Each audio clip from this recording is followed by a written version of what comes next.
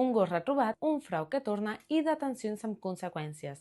Aquests són els fets més rellevants dels últims dies. El Blue es va perdre dissabte a la zona de la Borda de la Coma. L'associació ARPA va mobilitzar tothom a través de les xarxes per trobar-lo. Després de 2 dies de recerca i molta ajuda ciutadana, dilluns, bones notícies. El Blue ja és a casa i en perfecte estat. Mentrestant, la policia ha llançat una nova alerta de fraus per SMS.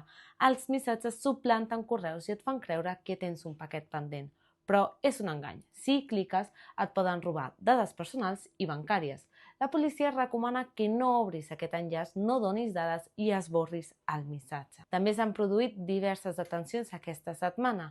Al pas de la casa, un home de 56 anys ha estat detingut després que una dona denunciés que l'havia tocat les seves parts íntimes, sense consentiment, a l'exterior del seu lloc de feina.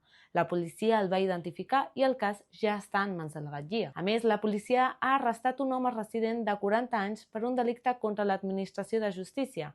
Segons han informat les autoritats, la detenció es va produir dimecres per ordre de la Fiscalia. El motiu? L'incompliment reiterat d'un arrest nocturn que estava complint al centre penitenciari de la Comella. Aquests han estat alguns dels fets destacats dels últims dies. Si vols estar al dia, segueix-nos i no et perdis res.